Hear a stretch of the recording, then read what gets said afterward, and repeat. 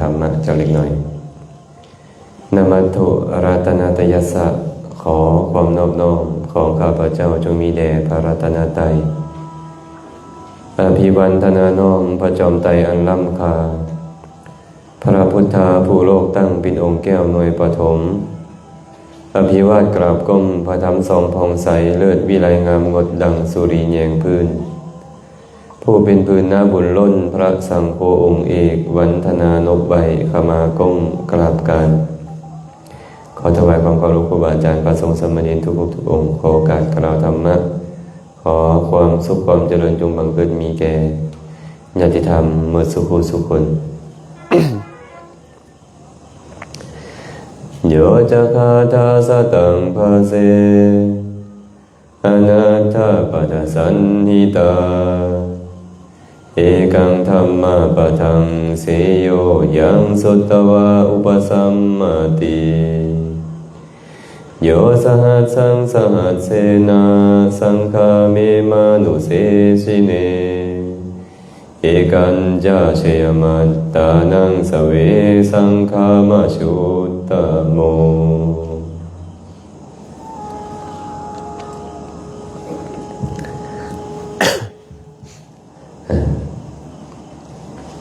วันนี้ก็วันที่15เดือน3ปี2026มื้ออื่นคือวันหยังวันหวยออก บ่แม่นซื้อเตรียมไว้แล้วบ่จักผู้ลางคนเนาะก็มาเพิ่มอีก 2-3 มื้อเนี่ยพวกเขาอลิศพร้อมทั้ง2ไอ้น้องทางฝั่งลาวเฮามาเพิ่มแมวเวียงกับเอ้ยเพิ่นต้องใส่เพิ่นหลายๆเพิ่นมาซะ อนุโมทนาบุญนำทุกคนทุกท่านที่ได้สละเวลาถึงมาเวียกงานหลายปันได้ก็ตามกัญญาเวลามาเจริญกุศลนำพ่อแม่ครูบาอาจารย์นำคณะพระเจ้าพระสงฆ์เมื่อนี้พวกเขาก็ได้ เดินทางจากเมืองนารันทามาสู่เมืองราชคฤห์เนาะก็เลยมาสั่นภัตตาหารเพลเรียบร้อยพากันออกไปเจริญกุศลอยู่วัดเวรุวันจะขึ้นไปทำสัตบัญคูหาเขาปิดก่อนจ่อยเนี่ยว่าคนกาลากินีมานำบ่หรือไหน โยมหนึ่งมันบอกว่ามาเท่านี้อันนี้ก็บ่ได้ขึ้นมาเท่านี้ก็ยังบ่ได้ขึ้นอีกโอ้สงสัยต้องเป็นองค์นี้แหละนี่เจ้าองค์ใดบ่ฮู้เด้อ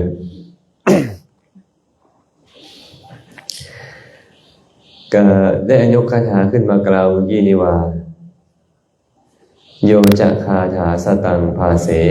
อนัตถปัฏฐสันหิตาเอกังธัมมะปะทังเสโยยังสุตตวาอุปสัมมติโยสหัสสังสหัสเสนะสังฆาเมมานุเสชิเนเอกันจะเชยมัตตานังสเวสังฆามะชุตตโมแปลว่า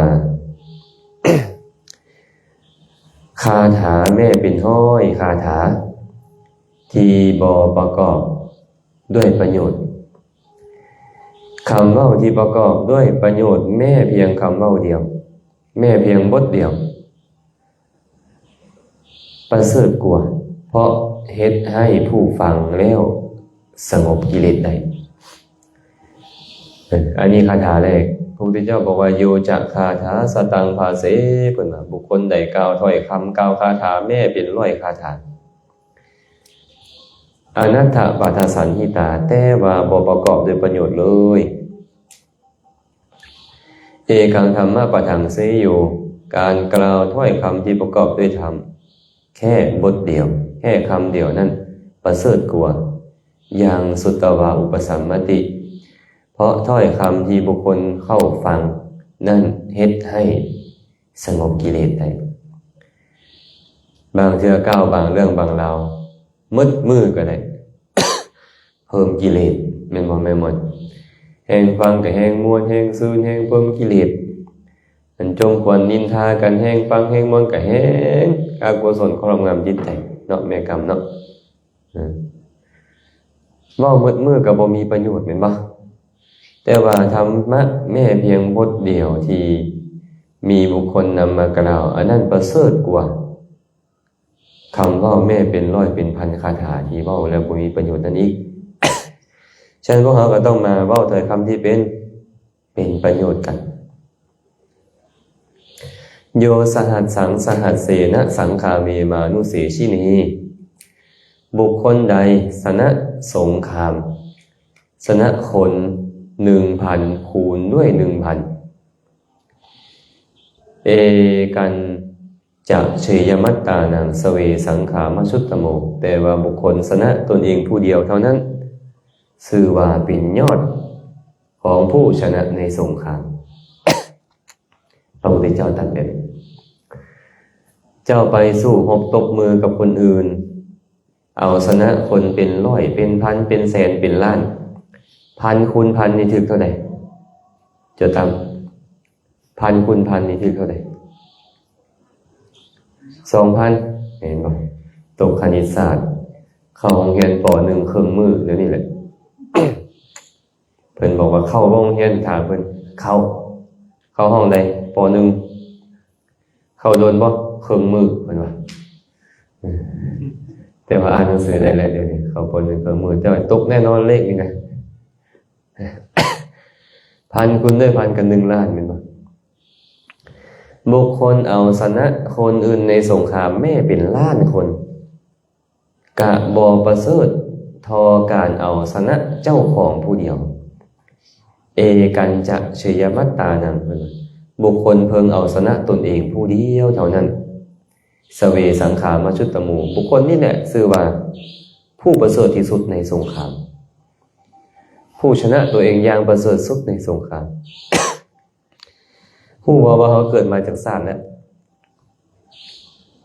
นับได้บ่พวกเขาเลยนับบ่ได้พระพุทธเจ้าอุปมาไว้เลยภิกษุทั้งหลายขออภัยอุบาสกเม็ดขี้ทรายนี่นะนับตั้งแต่ยอดของแม่น้ำคงคาจนฮอดปากแม่น้ำคงคายาว5 โยชน์จักกิโลกุบาลา5 โยชน์นี่80 กิโลเห็นบ่เพิ่นบอกว่าแม่น้ำคงคานี่ยาว5 โยชน์มีหินทรายเต็มเข็มน้ำลงมาก็บ่มีผู้ใดสามารถนับได้อันมีขี้ทรายน่ะชั้นใดก็ชั้นนั้นเพิ่นว่าเราเกิดในภพชาติกันดารนี่น่ะมาเป็นพ่อแม่ลูกกันมาเป็นผู้ให้ผู้ดีนํกันอยู่นี่น่ะก็คือกันนับบ่ได้แล้วและถามว่าเราเกิดมานี่เราเอาชนะคนมาจากคนแล้วเอาชนะไอ้น้องกันเอาชนะศัตรูหมู่มารเอาชนะผู้นี้ผู้นั้นหลายแล้วแหละเนาะแล้วก็บ่เห็นพ้นทุกข์ได้แม่นบ่แม่นบ่ชนะหมู่แล้วไปนรกบางคนเขาชนะหมู่แล้วไปนรกก็มีการชนะแบบนั้นจึงบ่ประเสริฐเพิ่นว่าถึงเจ้าจะเป็นเจ้าฟ้ามหากษัตริย์ทิ่มระเบิดปรมาณูลงใส่หมู่ตายเทื่อละล้านพุ่นแหละไปไสล่ะหลังจากนั้นนรกกำเนิดเดรัจฉานเปรตอสุรกายนั่นแหละบ่ประเสริฐดอกแต่ว่าเจ้าเอาชนะตนเองผู้เดียวสมมุติว่าพ่อพุทธนี่เพิ่นง่วงนอนเพิ่นสามารถที่จะเอาชนะตัวเองได้บ่ปล่อยให้ตัวเองง่วงนอนเนี่ยประเสริฐแบบนี้แม่นบ่ประเสริฐบ่พ่อพุทธนี่ชนะตัวเองผู้เดียวนี่แหละมันประเสริฐที่สุดแล้วชนะใจเจ้าของได้ประเสริฐสุด ที่พวกเรามาเนี่ยคือกันนี่หลายๆคนนี่มาเพื่อเอาชนะใจเจ้าของบางคนขี้ย่านบ่กล้ามาบางคนย่านลำบากย่านทุกข์ย่านนี่ย่านนั่นมาเพื่อเอาชนะใจเจ้าของเนาะแต่บางมื้อนี้ที่บ่เว้าเรื่องนี้มื้อนี้เพราะว่ามื้อนี้เดินทางมาจากเมืองนารันทามาพ่อเพื่อนบรรพชิต มาพ่อเพื่อนบรรพชิตนำกันก็เลยสิเว้าเรื่องบรรพชิตนี่แหละมื้อนี้บรรพชิตนี่แปลว่าหยังแม่หมด แปลตามศัพท์ว่าผู้เข้าถึงก่อน ผู้เข้าเทิงก่อนเนาะเรือผู้เว้นแล้วก็ได้เนาะเว้นยังไงเว้นจากทานของคือเงินบ่มีเงินบ่มีศาลบ่มีทรัพย์สมบัติพัสถานบ่มีลูกบ่มีเมียบ่มีธุรกิจการงานนี่เอิ้นว่าบรรพชิตแต่ว่าบรรพชิตเนี่ยก็มีหลายลัทธิมีหลายความเห็นหลายคนก็ชอบใจอีกแบบนึงอีกหลายๆคนก็ชอบใจอีกแบบนึงก็ประพฤติแตกต่างกันไปมื้อเช้านี่ก็ย่างออกมาเนี่ยครูส่วนพาลัดธงนา ออกมาปุ๊บก็เห็นทุงตั้งเพอเวอร์มาคนละข้างทางอุบาสกก็ซี่ใส่อาตมาเรียวเห็นต้นเต้นอย่างห้วยมันเป็นอะไรได้นี่นึกถึงอดีตเลยอาเจรกะเนี่ยผู้บ่มีผ้าเนาะพวกเนี้ยมันเป็นนักบวชที่เปื่อยกายมาอยู่3เนาะมีอุปถาก2นำหน้าผู้หนึ่งยกธงแล้วผู้สุดท้ายยังบ่คันกล้าปะเปื่อยเพิ่งเอาผ้าปกไหลลงมาให้คุมลงบ่ฮอดขาเพิ่นหน่อยนึง แต่2องค์เครื่องกลางนี่โอ้สุดยอดยอมรับพวกเพิ่นปล่อยวางได้เลยดีบ่มีหยังเลย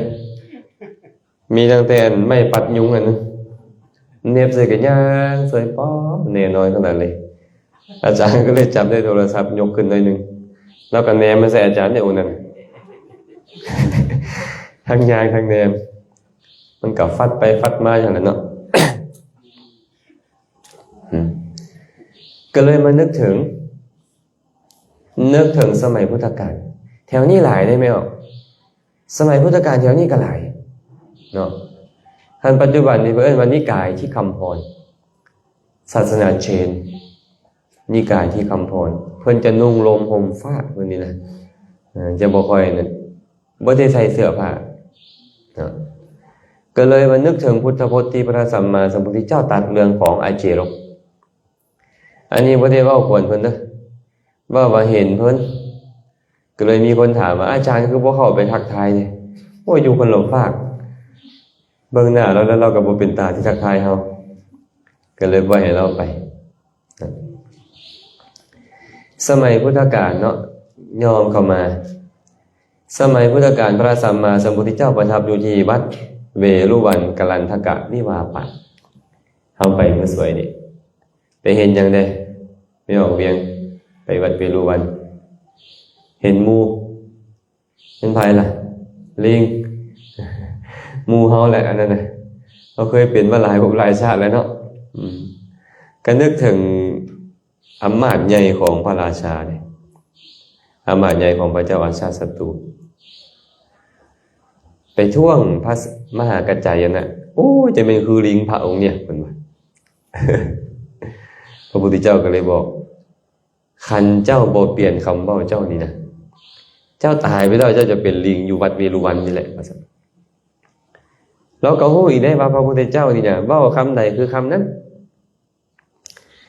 แต่เราบ่สนแม่นอาตมาว่าคนปึกนี่มันก็ปึกเด้เนาะเชื่อพระพุทธเจ้าอยู่ว่าพระพุทธเจ้าตรัสได้เป็นจริงแต่บ่ค่อยบ่ยอมเปลี่ยนทิฏฐิบ่ยอมเปลี่ยนคำเว้าค่อยสิไปปลูกมะกล้วยไว้เราว่า เพื่อให้ตัวเองได้กินตอนตายเป็นลิงเบิ่งแม่แล้วก็ปลูกกล้วยไว้เห็นบัดเนี่ยมันไม่รู้วันเนี่ยไม่ออกมั้ยสุดท้ายเราตายเราไปเป็นลิงหางกันนะเป็นชะนีนะแบบนี้ก็มีเบิ่งดูนะไอ้คันพวกเฮาแล้วก็โอ้ยขอโทษขอโพยแล้วก็แล้วเนาะแม่นบ่สิบ่เว้าอีกขอขมาลาโทษเด้อก็จบแต่บ่เราบ่สนเราค่อยสิไปปลูกกล้วยไว้เราพวกเฮาก็จะไปเป็นแบบนั้นนะอันใดที่มันบ่ดีมันค้างคาใจก็ขอขมาลาโทษกันไปให้มันแล้วเนาะบ่ให้เป็นเรื่องค้างคาใจอันนี้เว้าประกอบให้ฟังซื่อๆว่าวัดเวรุวันปัจจุบันนี่นะบ่คือสมัยก่อนวัดเวรุวันสมัยก่อนเนี่ยโฮมเย็น แต่ว่ามีลิงบ่มันก็มีมาตั้งแต่สมัยพุทธกาลเด้พระสัมมาสัมพุทธเจ้าประทับอยู่วัดเวรุวันนี่แหละพอหุงเศร้าขึ้นมา พระองค์ก็นุ่งสบงทรงจีวรออกไปบิณฑบาตย่างไปบิณฑบาตอยู่มีอาเจรกะผู้หนึ่งชื่อว่ากัสสปะอันนี้อาตมาที่ขอเอิ้นซื้อเราว่าทานกัสสปะขันเว้าซื้อว่ามือคืออาเจรกะกัสสปะหรือว่าอาเจระกัสสปะ อาเจระกัสสปะนี่นะเราก็ไปบิณฑบาตด้วยกันแต่เขาบ่กินคือนั่นเนาะเขากินใส่ฝ่ามือเป็นบ่เคยเห็นเขาเจ้าลงสารคดีนะเขาเจ้ากินอันอุปถากเขาก็ตักอาหารใส่ฝ่ามือเลยกินต้องพีเบิ่งก่อนบ่ให้มีแมงไหม้บ่ให้มีหยังทั้งหมดยืนกินพร้อมเด้แม่หมดเด้เนาะบ่มีเสื้อผ้าบ่มีอีหยังทั้งนั้นแต่อยู่ได้อันนี้ยอมรับเขาเจ้าเนาะ ว่าเขาเจ้าสามารถที่จะเฮ็ดแบบนั้นได้เราเห็นพระสัมมาสัมพุทธเจ้าแท้ที่ไก่กันยางเข้าไปหาเลยพอเข้าไปหาแล้วทักทายป่าใส่กันทิฏฐิบ่คือกันในแม่หมดผู้นึงเห็นตรงผู้นึงเห็นผิดแล้วก็บ่กล้าไปพระพุทธเจ้าอีกเลยเข้าไปหาทานพระโคดมผู้เจริญคันผู้ใดเคารพพระพุทธเจ้าเนี่ยเขาจะใช้คำว่าพระควาคันผู้ใดเขาบ่เคารพเขาจะใช้คำว่าพระวังมันแปลได้คือกันแต่ว่าเขาจะใช้คำแตกต่างกันเนาะไอ้พระควาพระวังเนี่ย มันมีความแตกต่างกันอยู่บนนี้เราบ่เคารพพระพุทธเจ้านี่เนาะเราก็บอกว่าทานพระโคดมผู้เจริญถ้าเป็นไปได้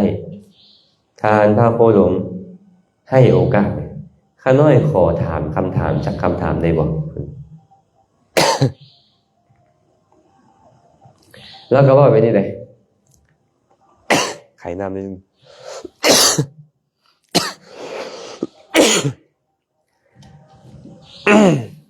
โอ้ยอุปสรรคอีเนาะมันคือหลายเด้อโอ้ฮอนเอง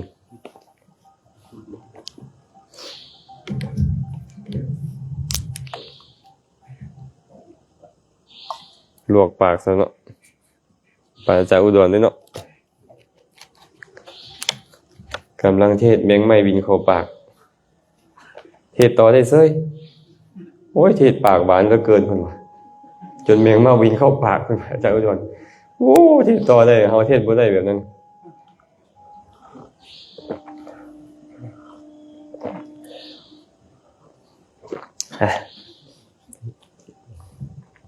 ข้อเสนอก่อนเมื่อกี้นี่เพิ่นไปขอโอกาสพระพุทธเจ้าแม่นบ่ข้าแต่ทานพระโคดมผู้เจริญถ้าหากเป็นไปได้หากทานพระโคดมให้โอกาสข้าน้อยขอถามคำถามสักคำถามหนึ่งว่าซั่นพระสัมมาสัมพุทธเจ้าก็ปฏิเสธพระพุทธเจ้าคือบ่อนุเคราะห์คนอื่นเนาะคือปฏิเสธพระเจ้าก็เลยบอกว่ากัสสปะเวลานี้เป็นเวลาภิกขาจารย์เป็นเวลาเที่ยวบิณฑบาตบ่แม่นเวลาตอบคำถามจงรอท่าก่อนครั้งที่สองแล้วก็ว่าคือเก่าข้าแต่ท่านพระโคดมผู้เจริญหากท่านพระโคดมให้โอกาสข้าน้อยขอถามคำถามหนึ่งพระพุทธเจ้าก็ปฏิเสธสองรอบเวลานี้เป็นเวลาภิกขาจารย์บ่แม่นเวลาตอบคำถามรอท่าก่อนเราถามมีครั้งที่สามข้าแต่ท่านพระโคดมผู้เจริญหากท่านพระโคดมให้โอกาสข้าน้อยจะขอถามคำถามจากคำถามหนึ่งประสาทพระพุทธเจ้าก็ห้ามอีกกัสสปะเวลานี้บ่แม่นเวลาถามปัญหาพระพุทธเจ้าห้าม3ข้อไปธรรมดาแล้วนี่นะพระพุทธเจ้าเนี่ย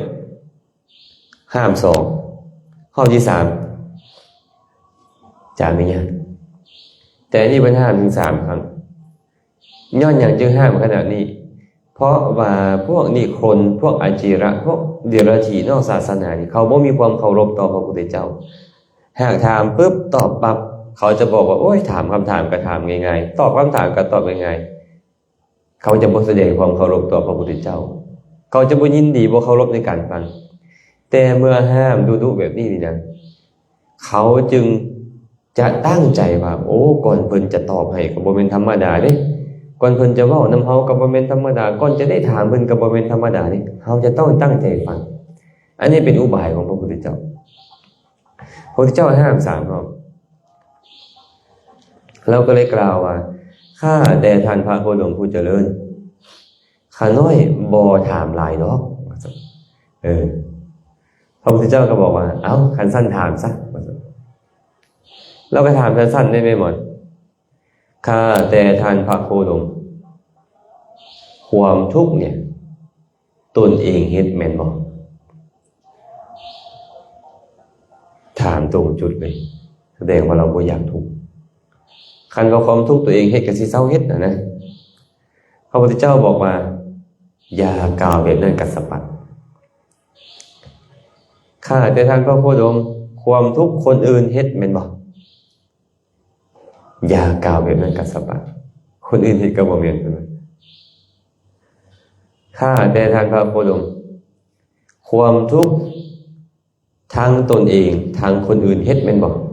เฮานำเขานำแม่นบ่เฮ็ดความทุกข์นี่นะ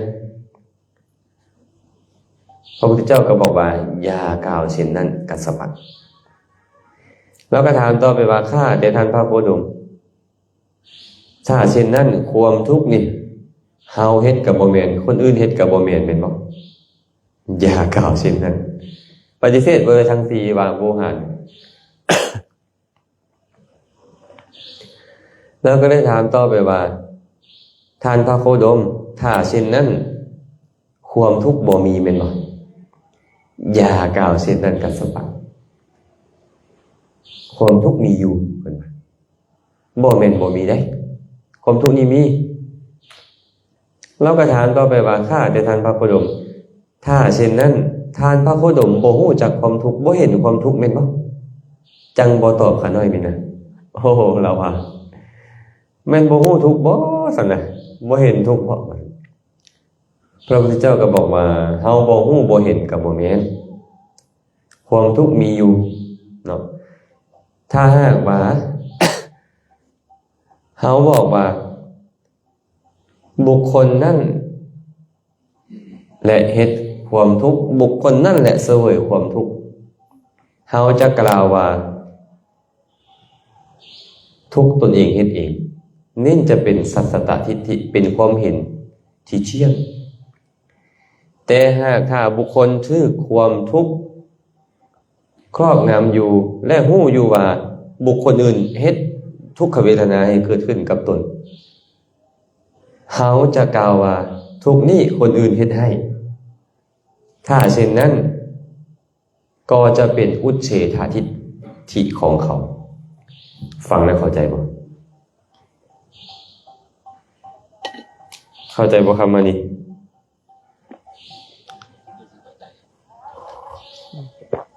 ถ้าหากว่า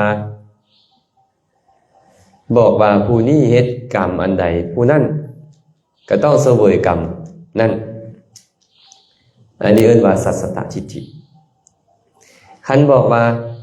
ผู้อื่นเฮ็ดให้ค่อยจังทุกข์เพราะเขาทุบตีค่อยอยู่นี่นะก็จะบอกว่าทุกนี้คนอื่นเฮ็ดให้อันนี้ก็จะเป็นอุเฉททิฏฐิเป็นความเห็นว่าขาดศูนย์ย้อนหยังจึงขาดศูนย์ย้อนว่าเจ้าจะปฏิเสธว่าความชั่วที่เจ้าเฮ็ดมันส่งผลให้เจ้าต้องรับทุกขเวทนาแม่นบ่แม่นหรือบ่แม่นหากว่าเฮาเนี่ยชื่อคนอื่นตีเฮาก็ฮู้อยู่ว่าเท่าก่อเท่าขอตีเนาะแม่หมอนเฮาจะบอกว่าทุกข์นี่มันบ่แม่นย้อนคนอื่นบ่เฮาก็บอกว่าย้อนคนอื่นคันเจ้าบอกว่าย้อนคนอื่นมึงเจ้าก็ปฏิเสธกรรมชั่วที่เจ้าเฮ็ดแล้วมันส่งผลให้เจ้าต้องประสบทุกข์บางคนบ่มีไผเฮ็ดให้ตกคันใดขาหักก็มีแม่นบ่ย่างไปซื้อกิ่งไม้ตกถึกหัวก็มีมื้อนั้นไอ้จั่วหยังเป็นนางประชุมกันอยู่กิ่งไม้ตกแต่ปลายไม้ฟาดหน้าผากจุกขึ้นกระบาดถามว่าไผเฮ็ดให้บ่มีเนาะแต่ถ้าหากบอกว่าตนเฮ็ดตนเสวยแสดงว่ามันเที่ยงแม่นบ่นี่นะมันเที่ยงแม่นบ่จะต้องเป็นแบบนี้ไปตลอดแม่นบ่เพิ่นก็เลยบอกกับปฏิเสธทั้งสองเลยเพิ่นก็เลยว่าต่อไปว่ากัสสปะตถาคตแสดงธรรมบ่โน้มเอียงไปในทั้งสอง แสดงธรรมเป็นสายกลางสายกลางแบบใดกัสสปะเพราะอวิชชาเป็นปัจจัยจึงมีสังขารเพราะสังขารเป็นปัจจัยจึงมีวิญญาณเพราะวิญญาณเป็นปัจจัยจึงมีนามรูปเพราะนามรูปเป็นปัจจัยจึงมีสลายตนะเพราะสลายตนะเป็นปัจจัยจึงมีผัสสะเพราะผัสสะเป็นปัจจัยจึงมีเวทนาเพราะเวทนาเป็นปัจจัยจึงมีตัณหาเพราะมีตัณหาเป็นปัจจัยจึงมีอุปาทานเพราะมีอุปาทานเป็นปัจจัยจึงมีภพเพราะมีภพเป็นปัจจัยจึงมีชาติเพราะมีชาติเป็นปัจจัยจึงมีชรามรณะโศกะปริเทวะทุกโทมนัสอุปาญาตกองทุกทั้งหมดทั้งมวลมันก็เกิดขึ้นแบบนี้ทุกนี่มันเกิดขึ้นแบบนี้ได้เพิ่นว่าบ่มีผู้ใดเห็นทุกนี่นะมันเป็นของมันเป็นที่ทุกในวัฏสงสารนี่นะคันบอกว่าถ้าก่อนางขอเฮ็ดแสดงว่าเจ้าเห็นว่าเป็นสัตว์เป็นบุคคลเป็นบ่เห็นถึกหรือเห็นผิดเห็นผิดเพราะสัตว์บุคคลบ่มีอัตตาตัวตนบ่มีเป็นเพียงหยังอาการของขันธ์5อาการของอายตนะ12อาการของธาตุ18เป็นไปซื่อๆมันบ่แม่นข่อยบ่แม่นเจ้าบ่แม่นตัวตนบุคคลเขานะฉะนั้นอวิชชานี่แหละเป็นปัจจัยจนฮอดแก่เจ็บตายอยู่แบบนี้เวียนวนอยู่แบบนี้มันกองทุกข์ทั้งมวลมันก็เกิดขึ้น มีว่าบุคคลเฮ็ดเนี่ยบ่มีเป็นบ่มีบุคคลเฮ็ดเพราะอวิชชาดับไปบ่มีเหลือเพราะความจางคายสังขารจึงดับเพราะสังขารดับวิญญาณดับเพราะวิญญาณดับนามรูปดับเพราะนามรูปดับสลายตนะดับเพราะสลายตนะดับผัสสะจึงดับเพราะผัสสะดับเวทนาดับเพราะเวทนาดับตัณหาก็ดับเพราะตัณหาดับอุปาทานดับเพราะอุปาทานดับภพจึงดับเพราะภพดับชาติจึงดับเพราะชาติดับชรามรณะโศกะปริเทวะทุกโทมนัสอุปาญาตก็ดับกองทุกข์ทั้งหมดทั้งมวลก็ดับด้วยอาการแบบนี้บ่มีผู้ใดเลยเฮ็ดทุกข์ให้เกิดขึ้นเป็นเพียงอาการของขันธ์5อาการของรูปของนามนี่ซื่อๆคำว่าอวิชชาเป็นปัจจัยจึงมีสังขารบัดนี้เมื่อวานนี้เข้าใจอย่างไรนี่อวิชชาคืออย่างแม่มอนอวิชชา อวิชชาคือความบ่ฮู้อย่างไรบ่ฮู้ชื่อผู้นี้บ่ฮู้นามสกุลผู้นั้นบ่แม่นบ่ฮู้อริยสัจสี่ตามความเป็นจริงบ่ฮู้ความเป็นจริงของธรรมชาติว่ามีความบ่เที่ยงเป็นทุกข์เป็นอนัตตาเป็นต้นอันนี้เอิ้นว่าอวิชชาอวิชชานี่เมื่อบ่ฮู้สัจธรรมตามความเป็นจริงมันเฮ็ดหยังมาเนี่ยมันกระปรุงแต่งกายวาจาใจให้เฮ็ดดีให้เฮ็ดชั่วเห็นบ่เฮ็ดดีเขาเอิ้นว่าหยังบุญเฮ็ดชั่วเขาเอิ้นว่าบาปนี่แหละเอิ้นว่าสังขารอวิชชาเป็นปัจจัยจึงมีสังขารคือมีการเฮ็ดบุญเฮ็ดบาปเพราะสังขารคือบุญและบาปเป็นปัจจัยจึงมีวิญญาณทางใดล่ะทางตาพระพุทธเจ้าบอกไว้บ่จักขุวิญญาณโสตวิญญาณฆานวิญญาณชิวหาวิญญาณกายวิญญาณและมโนวิญญาณมันเป็นผลของอย่างอันวิญญาณเนี่ยเป็นผลของสังขารคือบุญและบาปคันบาปส่งผลจักขุวิญญาณเห็นหยังเห็นสิ่งบ่ดีโสตวิญญาณฟังเสียงบ่ดีฆานวิญญาณดมกลิ่นอุจจาระ เห็นประมาณนำทางเห็นบ่จนสิสุดทางเลยยางมา100-200 กิโลเลยเนาะเม้นกรุบอยู่ทางเนี่ยมันส่งผลลิ้นชิวหาวิญญาณก็มาซิมรสชาติบ่ดีกายวิญญาณก็ได้สัมผัสที่บ่ดีมโนวิญญาณก็ได้รับรู้สิ่งที่บ่ดีนี่บาปมันส่งผล แต่บุญส่งผลเด้จักขุวิญญาณก็เห็นภาพดีโสตวิญญาณก็ฟังเสียงดีฆานวิญญาณก็ดมกินดีชิวหาวิญญาณซิมรสชาติดีกายวิญญาณถูกต้องสัมผัสดีมโนวิญญาณรู้แจ้งธรรมอารมณ์ที่ดีเพิ่นเลยบอกว่าบุญบาปคือสังขารเนี่ยเป็นปัจจัยจึงมีวิญญาณถามว่าบุญบาป แม่นจิตเป็นบุญเป็นบาปบ่แม่นวิญญาณเป็นบุญเป็นบาปบ่เป็นไปได้บ่ที่บ่แม่นจิตนั้นเป็นบาปมันก็ต้องมีอยู่ในจิตอะไรบาปแม่นบ่แต่โตธรรมชาติที่เอิ้นว่าจิตนี่นะวิญญาณนี่นะมันบ่แม่นบุญบ่เป็นบาปโดยตรงแต่มันมีสังขารฝ่ายบาปสังขารฝ่ายบุญมาปรุงแต่งมันก็เลยไปเป็นบุญไปเป็นบาปแต่ว่าวิญญาณที่เป็นบุญวิญญาณที่เป็นบาปมันบ่เอามันเป็นสังขารไปแล้วเพิ่นก็เลยเอาวิญญาณที่เป็นผลของบุญของบาปนั้น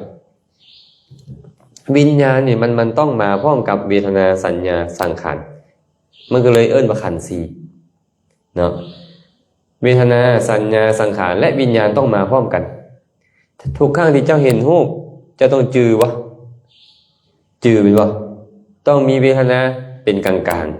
ๆเห็นปะต้องกระทบอารมณ์ปะจังค่อยเห็นผัสสะปรุงแต่งแหละไปกระทบมีเจตนาจงใจวะพวกนี้เนี่ยเอิ้นว่านามเวทนาสัญญาสังขารเนี่ยเอิ้นว่านามวิญญาณเนี่ยเป็นปัจจัยให้มีนามสามอย่างนี้คันบ่มีวิญญาณนามสามอย่างบ่มีที่อาศัยเกิดบ่ได้สัญญาต้องอาศัยวิญญาณไปฮู้อารมณ์สัญญาจึงจืออารมณ์ได้สังขารต้องอาศัยวิญญาณนี่ไปฮู้อารมณ์สังขารจึงมีการกระทบอารมณ์มีการจงใจในอารมณ์ได้แบบนี้ได้แม้แต่เวทนาคือกันเจ้าจะไปเสวยอารมณ์เจ้าต้องไปอาศัยวิญญาณไปฮู้อารมณ์เจ้าจึงเสวยอารมณ์ได้วิญญาณจึงชื่อว่าเป็นปัจจัยแก่นามสามอย่างและวิญญาณเกิดขึ้นมาทางตามาตั้งอาศัยยังมาตั้งอาศัยจักขุประสาทเป็นรูปหรือเป็นนามจักขุประสาทเนี่ยเป็นรูปจักขุประสาทตั้งอยู่เทิงหน่วยตาเป็นยังเป็นมหาภูตรูปประสาทตาเป็นอุปาทายะรูปโอพุทธเจ้าเลยบอกว่ารูปสองอย่างนี้คือมหาภูตรูปและอุปาทายะรูปเป็นรูปจื่อได้ไปหมดเลยสรุปคือตาเป็นรูปเวทนาสัญญาสังขารเป็นนามวิญญาณเป็นปัจจัยให้มีรูปเวทนาสัญญาสังขารนี้เพราะว่าวิญญาณมันจะเกิดขึ้นมันต้องมีรูปมาห้องรับมันได้บ่ห้องรับบ่ได้เลยต้องห้องรับมันคันมันบ่มีที่ตั้งอาศัยมันบ่สามารถไปเห็นรูปได้เนาะพระพุทธเจ้าเลยบอกว่าวิญญาณเป็นปัจจัยจึงมีนามรูปฟังอาตมาทันบ่เดี๋ยวออกศูนย์ฟังทันบ่เกือบทันแล้วเป็นบ่แม่กรรมฟังทันบ่บ่ถามก็ได้ไม่ออกเวียงนี่เราทันนี่แหละ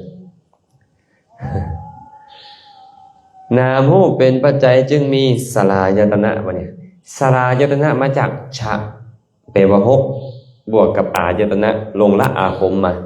ก็เลยกลายเป็นฉลายตนะแปลงสะเป็นสะก็เลยกลายเป็นสลายตนะแปลว่าอายตนะทั้งหกมีอย่างใดตาหูดังลิ้นกายใจเนาะตาหูดังลิ้นกายเป็นรูปหรือเป็นนามเป็นรูปใจเป็นรูปหรือเป็นนามเป็นนามเห็นปะคันบ่มีนามเนี่ยมันกับบ่มีใจเพิ่นก็เลยบอกว่านามรูปเป็นปัจจัยให้มีอายตนะทั้งหกรูปเป็นปัจจัยให้มีอายตนะห้าเพราะว่ารูป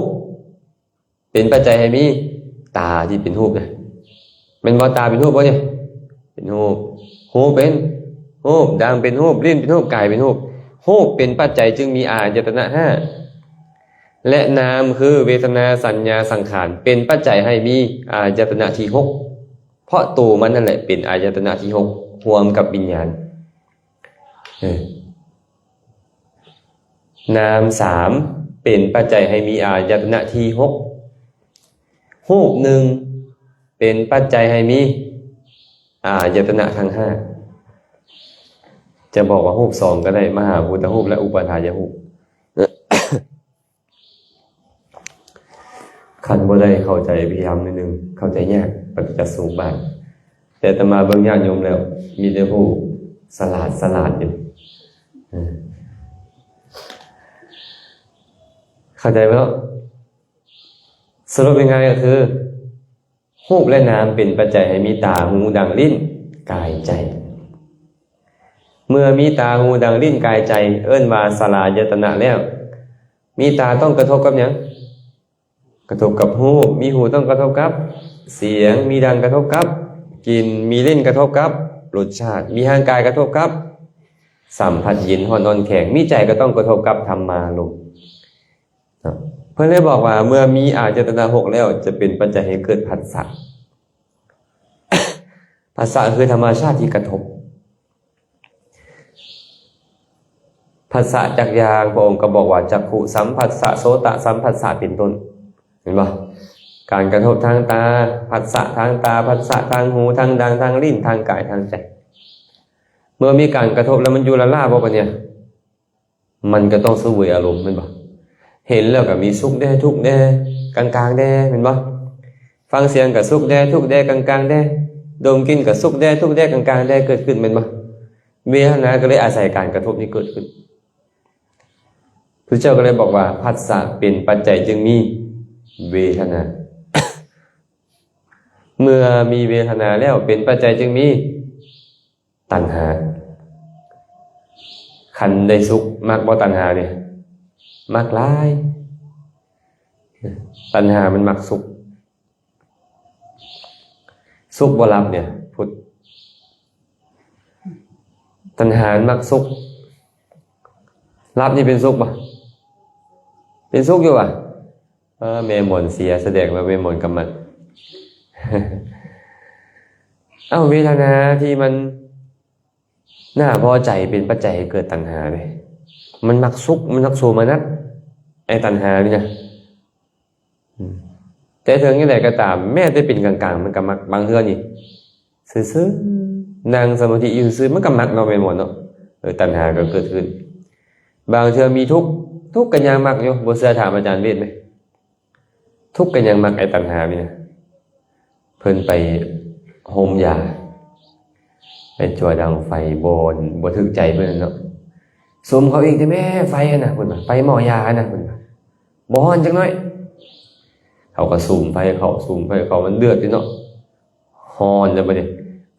แบบนี้แม่จังคักเพิ่นว่าบ่ฮ้อนคักขนาดเพิ่นว่ามันทุกข์บ่แม่นบ่ฮ้อนนี่นะพี่น้องมันควรจะทุกข์บ่แม่นบ่นี่ตัณหามันก็อาศัยเกิดขึ้นกินตำบักหุ่งเป็นอะไรกินตำบักหุ่งพุทธส้มเนาะเผ็ดซบจนเวอขี้มูกไหลอยู่สั่งขี้มูกกาดอยู่คักหลายเพิ่นว่าแสดงว่ามันมักทุกข์อยู่เนาะตัณหาเนี่ยเวทนาเป็นปัจจัยจึงมีตัณหาแบบนี้แต่เวทนาที่มันมักสุดก็คือโสมนัสคือสุขเนาะตัณหาเป็นปัจจัยแล้วเป็นเหตุให้หยุดได้ปะเนี่ยแต่ตอนไม่ออกเวียงคำยังบ่มีลูกอยากได้ลูกเนาะอยากได้พอมีลูกมาแล้วลูกข่อยไปหยุดได้ปะเนี่ยเนาะหยุดอุปาทานก็คือหยุดด้วยอำนาจของตัณหาด้วยอำนาจของทิฏฐินี่แหละตัณหากลายเป็นอุปาทานไอ้ตัวตัณหานี้มีอาการยากเป็นลักษณะพิเศษพ้นเด่นเหมือนกับแสวงหาแต่ตอนได้มาแล้วยึด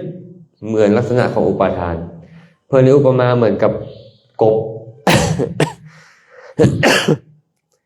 เวลามันอยากกินเขียดมันได้ยินเสียงเขียดห้องโอ้ยบ่แม่นตัวงูบ่แม่นที่ออกเรียกกบบ่มือเนี่ยกบจะสิมากินเขียดโอ้ยสร้างว่าแล้วอาจารย์เวทก็ได้งูไอ้งูนี่เนี่ยมันได้ยินเสียงเขียดเสียงกบห้องโอบอยู่เป็นบ่เป็นได้ล่ะน้ำลายไหลบ่น้ำลายไหลเลยยากเรือไปเลยที่พอเห็นตัวกบเห็นตัวเขียดปุ๊บสอบกึบสอบแล้วหยุดบ่หักแน่นเลยแม่นบ่เพิ่นก็เลยอธิบายว่าตัณหามีลักษณะแสวงหาเหมือนกับตอนงูได้ยินเสียงกบเสียงเขียดแล้วแสวงหาตอนที่เราจะได้กระเป๋าแบรนด์เนมอย่างสินะอยากได้เนาะมันก็มีอาการแสวงหาพอได้มาแล้วของข่อยอุปาทาน อันนี้เอิ้นว่าตัณหากับอุปาทานเลยเนี่ยตัวตัณหาน้ำกันนั่นแหละตัณหาตอนแสวงหาเอิ้นว่าตัณหาตัณหาตอนยึดแล้วเอิ้นว่ากามูปาทานแม้แต่ทิฏฐิคือกัน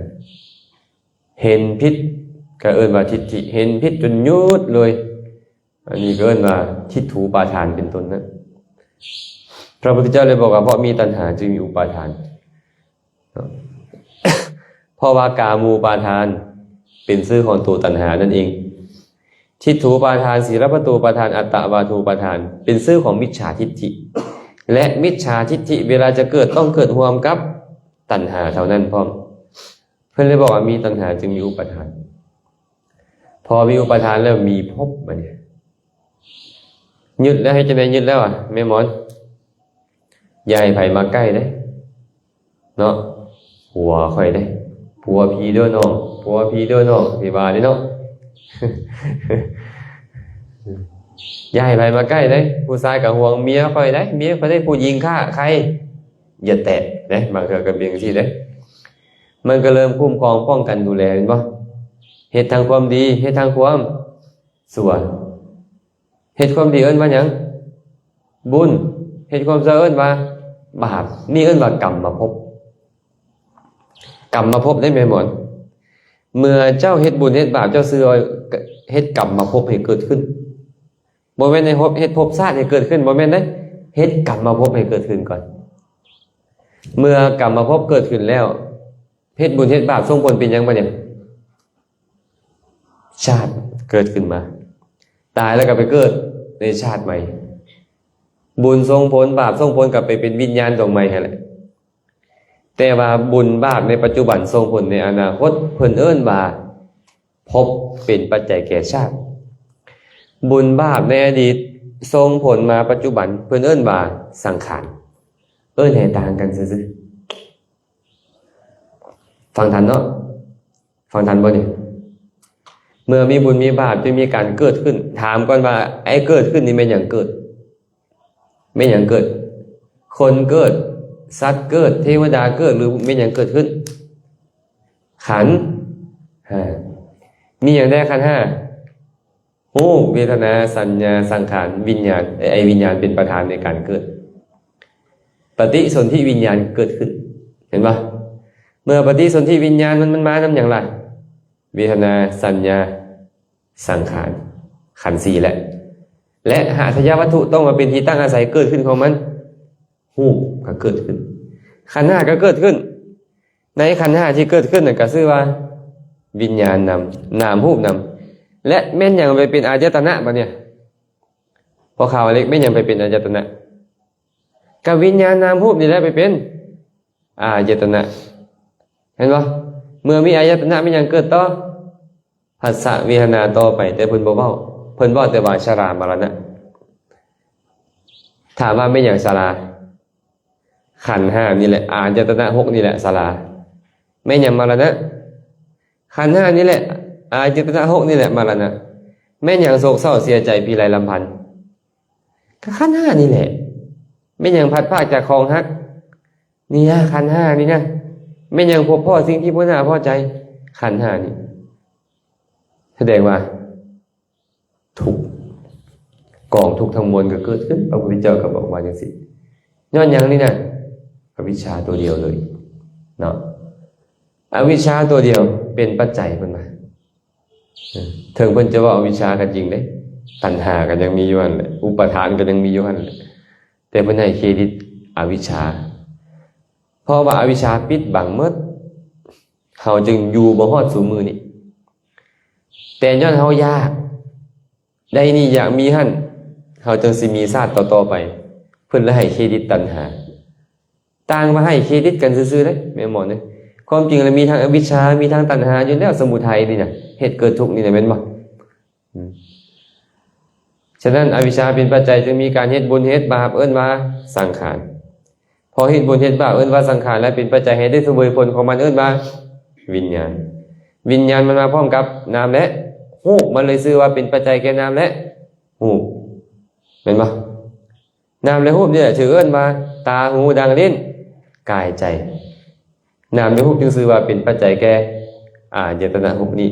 เมื่อมีตาหูดังลิ้นกายใจแล้วก็ต้องมีการกระทบกับอายตนะภายนอกเอิ้นว่าผัสสะเมื่อมีการกระทบแล้วก็มีสุขทุกข์อุเบกขาตามมาเวทนาสำหรับพระอริยเจ้าบ่เนี่ยถึงเพิ่นยังมีวิญญาณนามรูปสลายตนะผัสสะเวทนาเพิ่นมี5อย่างนี้แต่ตัณหาเพิ่นบ่มีแล้วพระอรหันต์พอเพิ่นละหยังเพิ่นละตัณหาแต่เวลาพระพุทธเจ้าเว้าในปฏิจจสมุปบาทบอกว่าละอวิชชาได้แม่นบ่จะตามไปละอวิชชาอดีตได้จังได๋เมื่อปัจจุบันนี้พระพุทธเจ้าก็ยังมีตาหูดังลิ้นกายใจยังมีผัสสะยังมีเวทนาอยู่ละกิเลสได้แล้วก็ยังมีเวทนาอยู่คือเก่าสุดท้ายพระองค์สรุปว่าจังได๋อวิชชาดับสังขารดับสังขารดับวิญญาณดับวิญญาณดับนามรูปดับนามรูปดับอายตนะหกดับอายตนะหกดับผัสสะดับผัสสะดับเวทนาดับเวทนาดับตัณหาจังดับเป็นบ่แต่พระพุทธเจ้าคือยังมีวิญญาณนามรูปสลายตนะผัสสะเวทนาอยู่ล่ะเพราะพระองค์บ่สามารถกลับไปละอวิชชาอดีตได้แต่พระองค์มาละอวิชชาในปัจจุบันที่เป็นไปพร้อมกับตัณหาอุปาทานนี้เมื่อละได้แล้วกรรมมาพบมีบ่มีบุญมีบาปบ่เมื่อบ่มีบุญบ่มีบาปจะมีชาติที่เป็นขันธ์5ในอนาคตบ่ก็บ่มีชาติบ่มีวิญญาณนามรูปสลายตนะผัสสะอีหยังในอนาคตอีกแบบนี้พระองค์ก็บอกว่าอวิชชาดับสังขารดับสังขารดับวิญญาณดับวิญญาณดับนามรูปดับนามรูปดับสลายตนะดับสลายตนะดับผัสสะดับผัสสะดับเวทนาดับเวทนาดับตัณหาดับตัณหาดับอุปาทานดับอุปาทานดับภพดับภพดับชาติดับพอชาติดับชรามรณะโศกะปริเทวทุกข์โทมนัสอุปาญาตกระดับกองทุกข์ทั้งมวลกระดับเป็นอย่างเพิ่นคือเว้าคือเก่าคือบ่บอกว่าละตัณหาแล้วเลยบ่กระเทินค่อยได้เว้ามาแบบสละสลวยแล้วว่าอวิชชาเป็นปัจจัยจึงมีสังขารไปตามลำดับค่อยอยากให้ธรรมเทศนาอิสระสลวยไปแบบเดียวกันค่อยก็เลยต้องเว้าแบบนี้แต่บ่มีการกลับไปละอวิชชาเก่ามีแต่ละอวิชชาใหม่ในตอนนี้และบ่เฮ็ดสังขารใหม่อีกคือบุญและบาปอีกแต่ค่อยยังมีวิญญาณคือเก่าวะก็ยังมีวิญญาณจักขุวิญญาณโสตวิญญาณคณะวิญญาณพระพุทธเจ้าพระอรหันต์ทั้งหลายเป็นบ่ยังมีนามรูปคือเก่าบ่ยังมีคือเก่าตอนประคันตายนะยังมีอายตนะบ่ยังมีผัสสะยังมีเวทนาบ่มีแต่ว่าเพิ่นบ่มีกิเลสแล้วเพราะวิญญาณนามรูปสลายตนะผัสสะเวทนานี่เป็นผลของสังขารเก่าที่มีอวิชชาเพิ่นมาละสังขารใหม่ที่มีอวิชชาแล้วเพิ่นก็บ่ต้องมีวิญญาณนามรูปสลายตนะผัสสะเวทนาใหม่ในอนาคตพุทธอันนี้เป็นเพียงโวหารในการแสดงเทศนาของพระพุทธเจ้าในปฏิจจสมุปบาทเนาะหลังจากพระผู้มีพระภาคเจ้าตัดปฏิจจสมุปบาทนี้จบลงอาเจรกัสสปะกราบถวายบังคมเลยบ่เนี่ยข้าแต่พระองค์ผู้เจริญภาสิทธิ์ของพระองค์แจ่มแจ้งหลายกันเลยภาสิทธิ์ของพระองค์แจ่มแจ้งหลายพระองค์แสดงธรรมโดยอเนกปริยายเหมือนกับคนผู้ง่ายของที่คว่ำเปิดของที่ปิดบอกทางแก่คนหลงทางหรือเหมือนคนส่องประทีปในที่มืดด้วยหวังว่าคนตาดีจะเห็นแจ้งทางไปได้ข้าพระบาทนี้ขอถึงพระพุทธพระธรรมพระสงฆ์เป็นที่พึ่งนับตั้งแต่มื้อนี้จนตลอดชีวิตขอพระองค์จงทรงจำไว้ว่าข้าพระบาทนี้เป็นอุบาสกผู้ถึงพระพุทธพระธรรมพระสงฆ์เป็นที่พึ่งข้าแต่พระองค์ผู้เจริญขอให้ข้าพระบาทนี้ได้บรรพชาอุปสมบทในธรรมวินัยนี้ด้วยเถิดเบิ่งแม่มอนจากคนที่บ่นับถือจักหน่อยได้พ่อกันครั้งหนึ่งได้โอ้ลมกันเทื่อเดียวเปลี่ยนแปลงเลยเนี่ยว่ามื้อเช้านี่เสียดายเฮาเว้าภาษาฮินดีแล้วเพิ่นบ่เป็นก็เลยบ่ได้ข้ามเป็นทักทายเพิ่นเนาะเพิ่นก็คือสิบ่อายเฮาดอกเฮานี่แหละสิอายเพิ่นน่ะ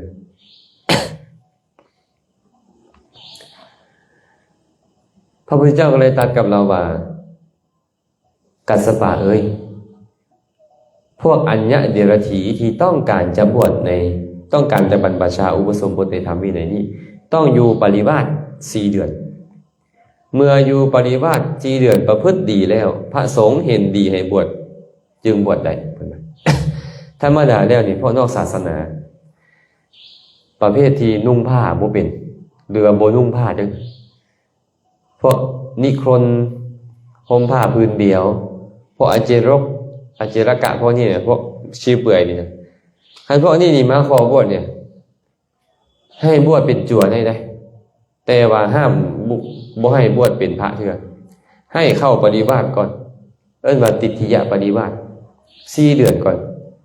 ประพฤติดีแล้วนุ่งผ้าเป็นห่มผ้าเป็นกินข้าวกินน้ำเป็นฮู้จักข้อวัดปฏิบัติเคารพอ่อนน้อมต่อพระพุทธพระธรรมพระสงฆ์เห็นดีจะให้อุปสมบทบอกกับบ่ให้อุปสมบทพระพุทธเจ้าก็เลยบอกว่าอัญญะเดรธีต้องการจะบวชในธรรมวินัยนี้ ต้องประพฤติติฏฐิยปารวาสต้องประพฤติติฏฐิยปริวาส4 เดือนเสียก่อนจังบวชได้แต่เฮาเป็นผู้ฮู้ในความพอนั้นเพิ่นว่าค่อยฮู้ว่าผู้ใดสมควรให้บวชเลยผู้ใดสมควรให้ประพฤติปริวาสก่อนอาเจรกัสสปะก็เลยบอกว่าข้าแต่พระองค์ผู้เจริญหากอัญญะเดรธีต้องการจะบวชในธรรมวินัยนี้ต้องอยู่ปริวาส4 เดือนหลังจาก4 เดือนแล้วพระสงฆ์เห็นดีจึงให้บวชข้าน้อยจะอยู่ปริวาส4 ปีเลยก็ได้เมื่ออยู่ปริวาส4 ปีแล้วพระสงฆ์เห็นดีให้ข้าน้อยบวชข้าน้อยจึงบวชก็ได้เรานี่แบบแสดงออกถึงความดีเราทิ่มลัทธิเก่าเราเลยนะความเห็นมาแต่เก่าก่อนเลี้ยวเป่าทั้งหมดเลยค่อยเห็นว่ามันเที่ยงมันยั่งยืนนี่นะทิ่มหมดเลยลัทธิของเพิ่นเนี่ยอันนี้ประโยชน์ของการพบกัลยาณมิตรยังว่าน่าเสียดายข้าเจ้าบ่ได้พ่อกัลยาณมิตรนะคันได้พ่อกัลยาณมิตรนี่โอ้ยดีหลายพระพุทธเจ้าเลยบอกว่ากัลยาณมิตรเป็นทั้งหมดของผมมันจันญาณโยมน่าเสียดายแล้วก็ย้อนมาหาตัวเองอีกได้นะค่อยก็เคยเป็นแบบนี้มาหลายชาติแล้วแก้ผ่ายางนำทางนี่นะ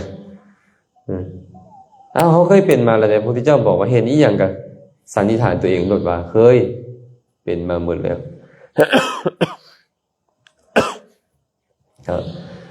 พระพุทธเจ้าก็อนุญาตให้เราบวชให้พระภิกขุพาเราไปบวชพอเราบวชได้บ่ดลลีกออกจากหมู่ปาลุกความเพียรบรรลุเป็นพระอรหันต์ถึงที่สุดของพรหมจรรย์